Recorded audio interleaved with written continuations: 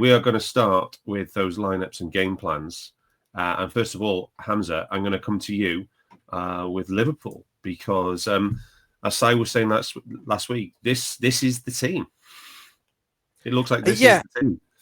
Yeah, just a bit of a surprise. Szoboszlai retained his position at right back, but otherwise, not too many surprises in this team. The key thing was that actually Alexander Isak wasn't in the squad, as Arne Slot explained before the match. I think he said that the idea here is to build up his load.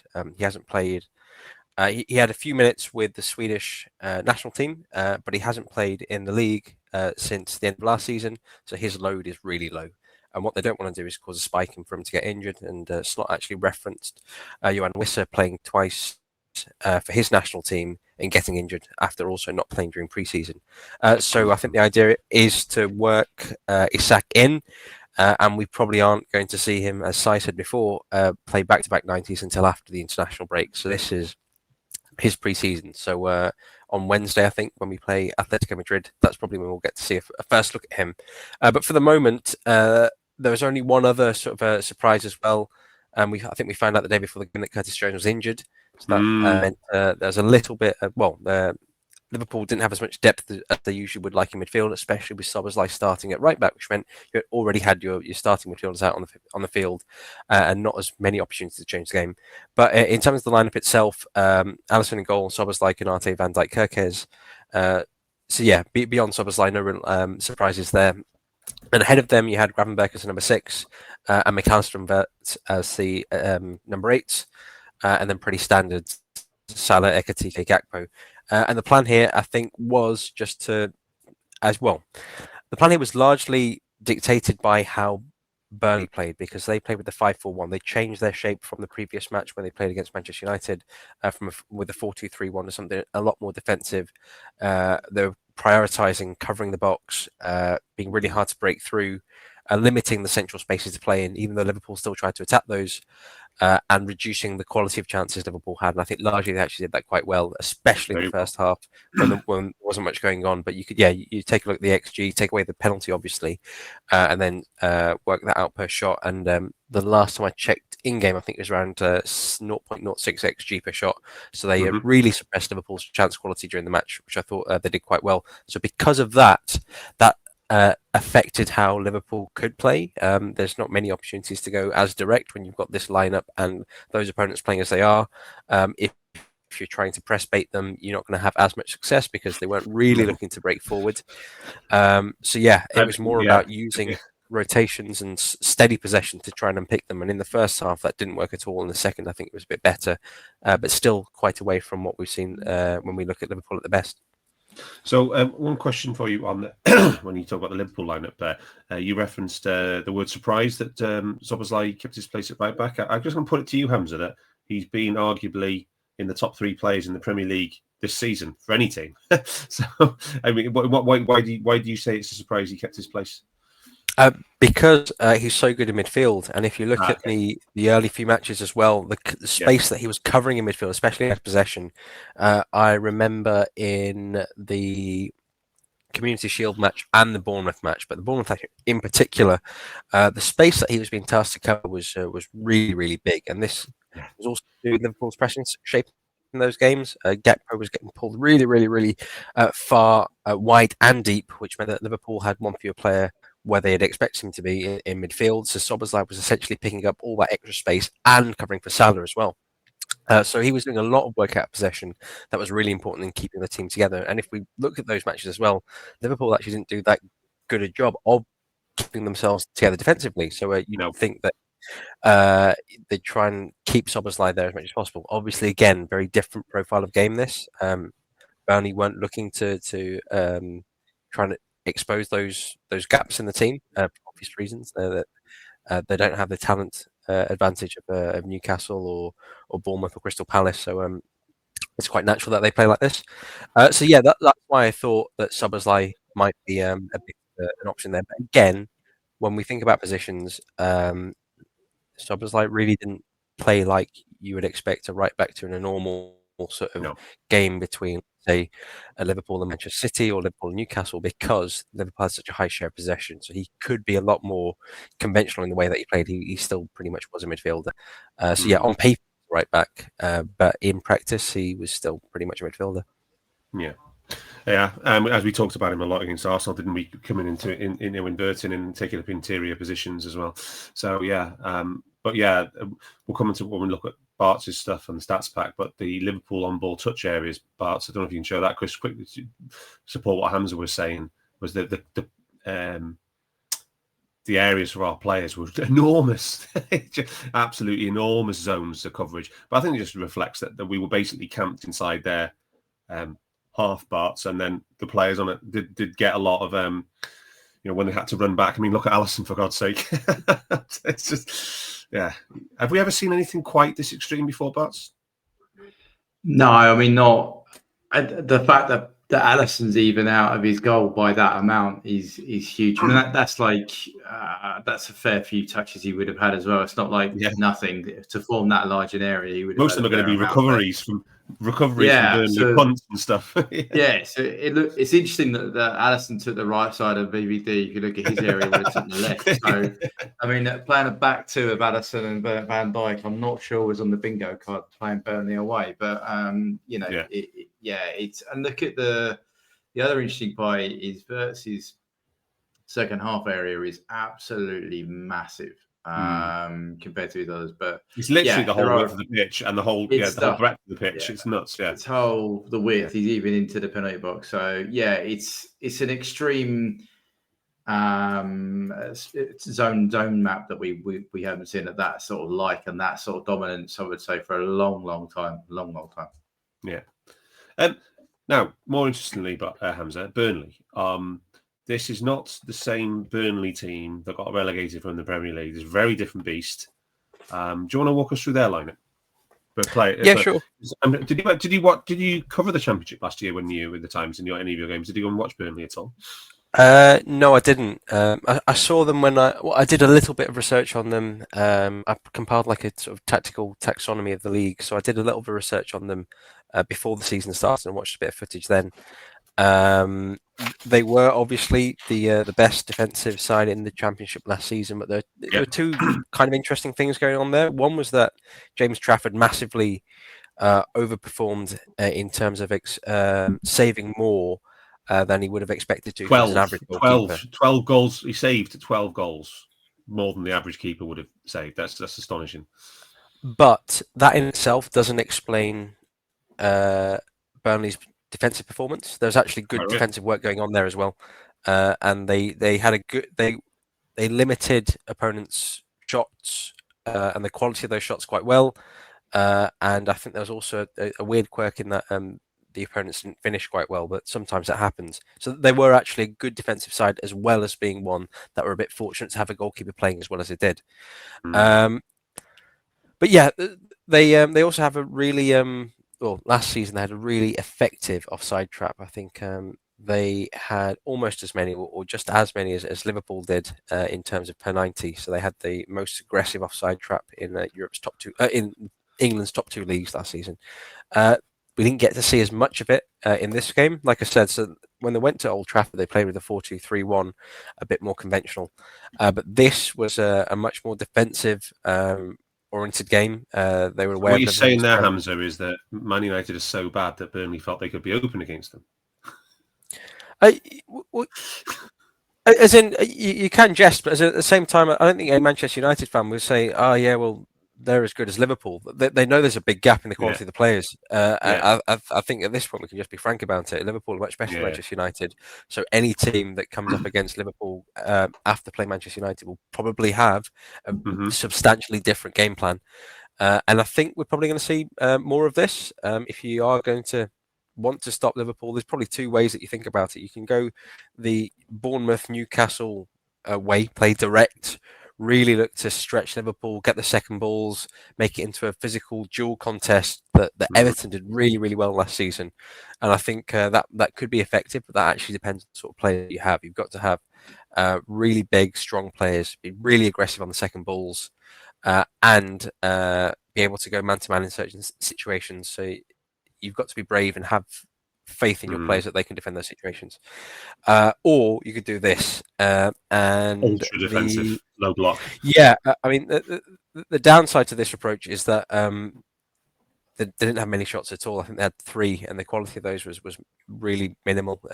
So if you don't have the ability to attack Liverpool, like Bournemouth or Newcastle or Everton did, then it's a long game, isn't it? If you're not even trying to attack, it's a But yeah, 5-4-1. That was the structure they went with.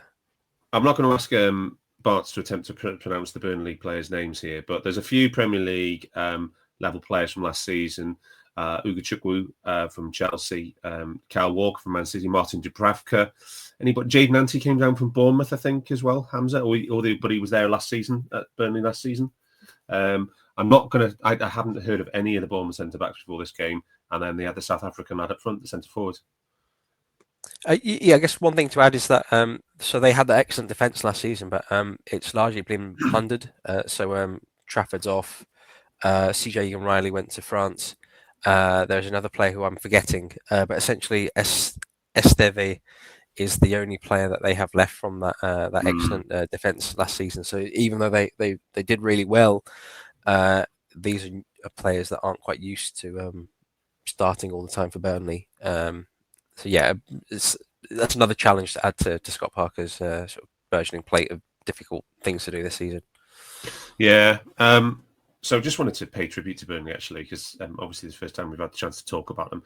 Because if they win the Premier League with these numbers, they're honestly absolutely historic numbers in the defence. In the Championship, the number of records they actually held was astonishing. It's the most clean sheets ever in a 46-game English season, with 30 clean sheets in 46 games. And I think the most impressive is they never conceded more than 1 goal in a single league game.